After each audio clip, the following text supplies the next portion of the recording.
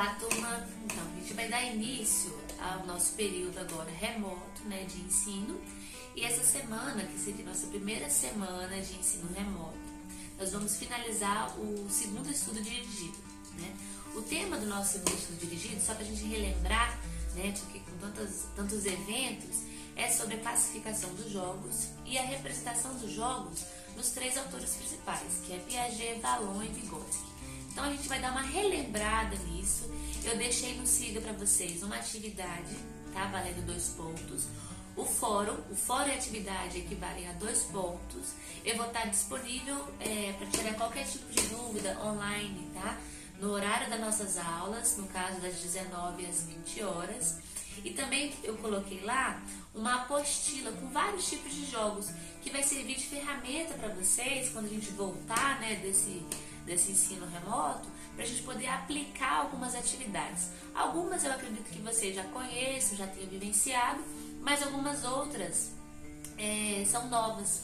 Então eu aconselho vocês a darem uma olhadinha no material que está disponível, para vocês irem criando o próprio arsenal de atividades de vocês, tá certo? Então vamos lá, vamos introduzir um pouquinho, relembrar aí onde a gente parou do nosso segundo estudo dirigido. Então, fazendo uma introdução, a gente estava falando da importância do jogo. Todo mundo lembra o que é o jogo? Mais ou menos? Então, o jogo é uma atividade, ela pode ser física ou pode ser mental, que ela é organizada por um grupo, né, de regras. Então, a base do jogo é a estipulação das regras. Então, nesse segundo estudo dirigido, a gente está falando sobre como que o jogo pode contribuir no sentido do desenvolvimento integral da criança, das questões pedagógicas, como ferramenta pedagógica, do desenvolvimento motor, intelectual, na questão afetiva. Então a gente vai começar a discutir sobre isso um pouquinho, porque por meio do jogo a criança também desenvolve a questão dos hábitos sociais, ou seja, quais são as regras sociais. Isso às vezes é sempre desenvolvido dentro de alguns jogos, conhecimento de si, do outro, do mundo que a rodeia. Então a gente vai começar a falar um pouquinho sobre isso. O primeiro ponto que eu trouxe aqui para vocês são 2 autores que classificam os jogos, né? Então eles classificam de uma forma geral, sem estar muito relacionado aos aspectos de desenvolvimento da criança. É só uma classificação, nós fizemos atividades sobre isso. Então, o primeiro autor aqui é o Teixeira, de 1997, que ele classifica o jogo em 3 tipos, que é o sensorial, o racional e o motor. Então, o sensorial são aqueles jogos que vão estar desenvolvendo a questão mesmo sensitiva das crianças. Então, a questão é do olfato, sinestésica, auditiva, visual. Então, por exemplo, o jogo de cabra cega, né? Que você vendo a criança, você gira a criança e ela trabalha com a questão da audição, né? Então, você está trabalhando esse tipo de jogo sensorial. Os jogos de raciocínio são jogos mais que vai levar uma questão do desenvolvimento de estratégias, de regras bem definidas. Então, por exemplo, o xadrez é um jogo em que ele é todo articulado por meio dessas regras. É necessário ter um raciocínio lógico para você conseguir desenvolver. E os jogos motores, que aí já são os jogos que a gente desenvolve, por exemplo, jogos populares, o pique-pega, Mãe da Rua. Então são jogos que a criança vai desenvolvendo que estão bem relacionados à questão motor mesmo, desenvolvimento motor, abaixar, levantar, saltar, equilíbrio, manuseio de objetos, mais nesse sentido. Fechamos aí o Teixeira então? Todo mundo entendeu? Vamos para o segundo autor então. O segundo autor que eu coloco aqui, que é importante para a gente discutir, que traz também uma questão do jogo nesse aspecto geral, não estamos falando ainda de estágios de desenvolvimento da criança. A gente só está falando de uma classificação geral. É o Machado. O Machado, parecido com o Teixeira, ele também traz uma classificação, só que ele coloca 3 grupos de classificação. Então a gente também fez atividade disso. O primeiro grupo aqui são os grandes jogos. A Sara até me perguntou, Sara, tá lembrada disso? Você me perguntou sobre o que seriam os grandes jogos. Então os grandes jogos são jogos que trabalham a questão da competição, por exemplo, um campeonato de futebol, né? Então tem as regras são gerais, né? na maior parte das vezes, desenvolvido de forma similar. Eu preciso de várias equipes. Então, eu tenho uma mobilização muito grande de pessoas para desenvolver esse tipo de jogo. Aí, se eu tenho os grandes jogos, eu tenho também os pequenos jogos, que são jogos muito relacionados também à cultura popular. São jogos que têm regras, mas que essas regras elas são mais flexíveis. Alguém consegue lembrar de algum jogo assim? Eu tinha falado da queimada. Não sei quem tinha me perguntado, mas era sobre a queimada. Então a queimada ela é um jogo popular. Eu desenvolvo com um grupo pequeno de pessoas, pode ser maior, mas tem como desenvolver com pequeno. E a queimada, ela, de acordo com os lugares, ela tem as suas modificações. Então, por exemplo, eu não sou mineira, eu descobri que aqui em Minas tem um tal de cemitério, né? Eu já joguei queimada em que o cemitério é no meio, as pessoas ficam no meio do espaço, né? No meio do espaço do jogo, sabe? Entre as equipes. Eu já também joguei onde não havia cemitério. Então, são pequenas modificações que ocorrem. Terceiro grupo aqui colocado por Machado são jogos dirigidos. Esses jogos dirigidos são jogos pedagógicos, né? Então, são dirigidos pelo professor com uma finalidade de aprendizado, certo? Bem simples esse, né? Jogo livre, a palavra por si só, ela já descreve o que a gente quer dizer, que são jogos realmente que a criança faz, ela inventa, ela cria, não há necessariamente uma obrigatoriedade de regras, certo? E jogo individual, que aí vai até na faixa mais ou menos de 6 anos, onde a criança tem os seus jogos, ela faz ali brincando, não tem uma necessidade de um companheiro. São jogos que ela não precisa de tanta interação, só ela e o objeto em si.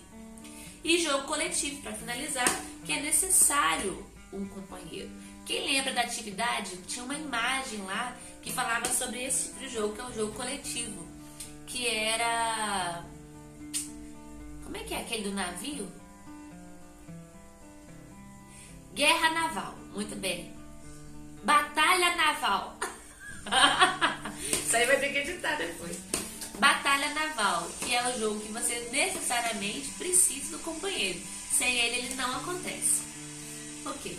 Entendido até aí, gente, os jogos, a classificação geral dos jogos. Eu vou ter outros autores que também vão discutir sobre essa classificação. Eu não tenho necessariamente uma relação com a idade nesse tipo de autores, só realmente uma característica principal dos jogos, assim, né? Um enquadramento dele de acordo com as características que ele desenvolve. Ok até aí? Certinho? Beleza. Então vamos agora desenvolver.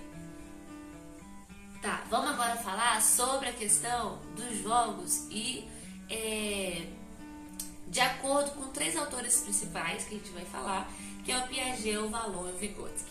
Então vamos lá, são autores que a gente estuda dentro da educação, são autores de referência nesse sentido, e como eles estudam muita questão do desenvolvimento humano, principalmente na infância, eles estabelecem uma relação nos seus estudos com os jogos como um mecanismo mesmo de desenvolvimento integral da criança. Então vamos lá.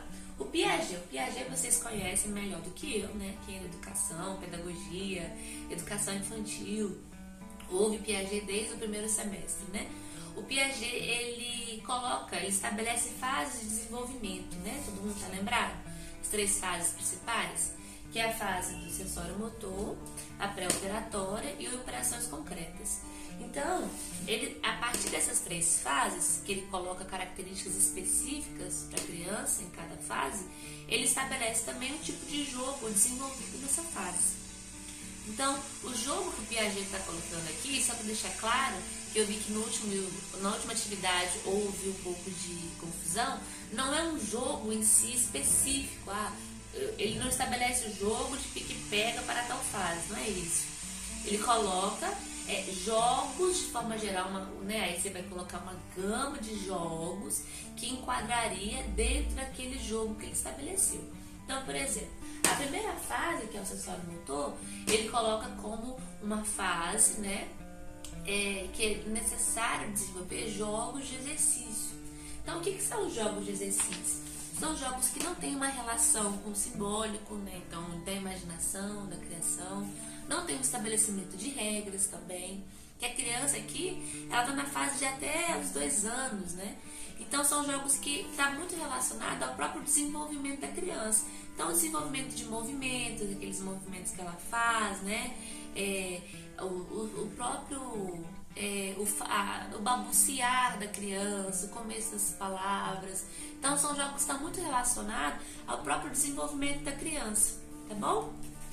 O segundo, que é o pré-operatório, que aí vai de 2 a 7 anos, são os jogos simbólicos. Então, os jogos simbólicos, como a própria palavra diz, está relacionado muito ao faz de conta, né? Então, é quando você senta com a criança, começa a contar uma história, aí ela começa a imaginar, você faz um teatrinho. Muito bem. Então, são jogos que eles trazem uma assimilação da realidade. Então, às vezes você conta uma história que tem uma relação com, às vezes, o cotidiano, com regras do cotidiano daquela criança. Estabelecimento de relações sociais, né?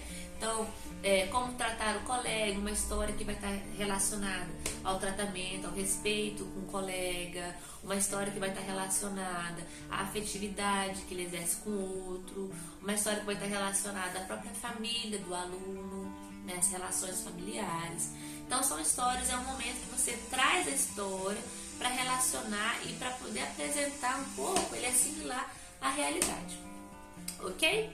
Por último, não menos importante, temos as operações concretas. Então aqui a criança já está com 7 anos, ela já desenvolveu essa parte do simbólico, do imaginário, e ela precisa da questão das regras. Então a criança nesse momento, ela vai trabalhar com a questão de equipe, ela já consegue estabelecer as relações sociais, então ela consegue trabalhar em grupo, e ela começa então a partir disso querer trabalhar, por exemplo, com jogos competitivos, uma equipe contra a outra. Então, queimada, essas coisas que vão se organizando em pequenos e grandes grupos, é o momento que a gente começa a desenvolver esse tipo de jogo, né? Que é o jogo de regras. Certinho, gente, Piaget? Então, Piaget tem esses 3 tipos de jogos que está intimamente relacionado com as 3 fases de desenvolvimento humano, tá? Então, vamos para Vygotsky. Então, o Vygotsky, a gente tem que lembrar que ele é um teórico que ele vai trabalhar muito a questão da interação social, né? Então, desenvolvimento por meio da interação. Né? Então, o Vygotsky, ele coloca muito a questão da imaginação em foco. Então, ele vai estabelecer que a questão do jogo, né? O jogo como um desenvolvimento da criança, ela só é estabelecida a partir dos 3 anos. Porque o que ele vai falar? Que antes disso, a criança ela não tem tanta desenvoltura na questão do imaginário. Né? Então, eu não consigo desenvolver essa questão dos jogos com criança antes dos 3 anos. Vamos lá. O jogo aqui, para Vygotsky, ele surge como uma ferramenta também de desenvolvimento integral. Pensando que eu tenho as questões sociais aqui, que é o enfoque da teoria do Vygotsky. Ele coloca, o jogo é o resultado de uma ação social. É uma palavra dele. Então vamos lá. O que eu tenho que falar do Vygotsky é que ele não classifica o tipo de jogos igual o Piaget, que coloca lá, né? Exercício, jogo simbólico e jogo de regras. O Vygotsky ele não coloca essa classificação. Ele estabelece 3 características fundamentais, que é imaginação, imitação e regras. Então, os jogos eles têm essas características, mas ele não estabelece aí nenhum tipo de classificação. Ele valoriza a importância da aplicação, mas ele não estabelece. E ele fala que, a partir dessas três características fundamentais, de novo, imitação, imaginação, imitação e regras, eu desenvolvo a questão da zona de desenvolvimento proximal. Todo mundo está lembrado disso? Zona de desenvolvimento proximal?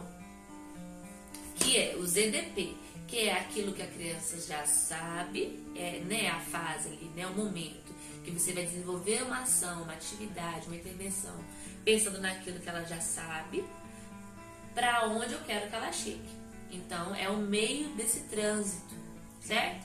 Então, essas 3 características fundamentais auxiliariam no desenvolvimento da zona proximal. Todo mundo deu para recapitular aí? Vamos finalizar então a nossa aula falando de Vallon. Vallon é um autor, eu não sei se a gente chegou a conversar, mas que ele está muito relacionado à questão da afetividade. Vallon ele vai dizer que o desenvolvimento e a aprendizagem tem uma relação grande com a afetividade. E isso vai ter uma importância e uma relação com a própria personalidade o desenvolvimento da personalidade da criança. Então vamos lá. Vallon, ele estabelece sim 4 tipos de jogos, né? Então, Vallon e Piaget estabelecem tipos de jogos. Vygotsky não. Isso aí é questão de prova, fique esperto. Então vamos lá. Quais são os jogos do Vallon? Ele estabelece jogos funcionais, ficção, aquisição e fabricação. São os 4 tipos de jogos que ele estabelece. Isso também tem uma relação com as fases de desenvolvimento da criança. É a mesma ideia do Piaget. Só que Vallon tem uma outra classificação, tá? Uma outra classificação das fases de desenvolvimento. Então ele estabelece aí 4 tipos de jogo. Então, os jogos funcionais. Jogos funcionais está aí até a faixa de 7 meses aí do bebê e tal. Está relacionado também a esses movimentos, que são movimentos simples, né? De engatinhar, de pegar, de soltar, de arremessada do bebê, né? De fazer a parte de pressão. Então, são movimentos que parecem ser simples, a gente pode até achar que são banais, mas não, eles são fundamentais para poder a criança adquirir, né, questões do andar, questões do falar. Então, são atividades que você faz com a criança que você vai estar estimulando o tempo todo isso, para que você consiga desenvolver bem essa fase e ela consiga passar para outras fases de desenvolvimento. Então, os jogos funcionais são necessariamente dessa coisa funcional mesmo, onde você vai desenvolver a questão do falar, do andar, do engatinhar. Jogos de ficção, tá bem parecido lá com o jogo simbólico do Piaget, que vai trabalhar a questão da imaginação, da consciência do eu, do outro, porque a imaginação ela não tem limite. Então, a criança, dentro do imaginário, ela pode ser quem ela quiser. Então, na ficção, ela pode colocar todos os anseios dela, todas as dificuldades dela, todos os sonhos dela, todas as limitações dela. Ela pode ser o personagem que ela quiser. Então, os jogos de ficção estão bem relacionados a essa fase da imaginação. Jogos de aquisição, que é o 3, né? Teve muita gente que me perguntou sobre os jogos de aquisição. Acho que o Davi também me perguntou. Está relacionado bem a ela aprender o que rodeia ela. Então é uma fase que a criança, ela observa tudo. Ela está observando como que a mãe comporta, as palavras que são faladas. Ela solta uma palavra assim que ela nem sabe o que significa. Ela ouviu alguém falando e solta, né? Então, ela está observando como as pessoas se comportam, como elas se tratam, como a mãe reage, como o pai reage. Então, ela vai, a partir dessa total atenção, ela compreendendo como que o mundo em volta dela funciona. Por isso que aqui tem jogos, por exemplo, jogos de atenção, jogos de raciocínio, por exemplo, dominó, né? Que são jogos que vão trabalhar essa questão da atenção da criança. Muito importante, né? Principalmente hoje, que a nossa atenção ela é muito desfocada. A gente tem atenção em várias coisas, dificuldade de ter atenção em uma única coisa. E por fim, jogos de fabricação, que é quando a criança ela consegue realmente transpor um objeto do concreto para o imaginário. Ou seja, ela pega uma vassoura, transforma aquilo num cavalo, né? Enfim, ela consegue realmente trabalhar a questão da imaginação e pegar o objeto e transformar em outro. Ou seja, pega uma caneta e vira uma flecha e assim por diante. Gente, dessa forma a gente consegue finalizar, né, o nosso segundo estudo dirigido. É nossa primeira semana remota 1, calma que eu tô acostumando com esse nome ainda, mas vai ser por um tempo, tá, gente? Eu queria que vocês ficassem cientes disso.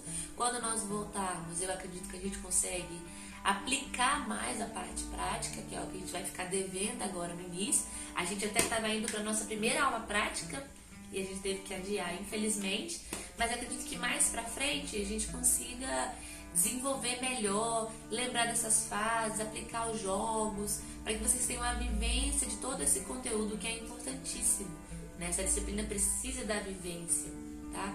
Eu queria agradecer a vocês e vamos lá para a semana que vem, na nossa semana Ensino Remoto, semana 2.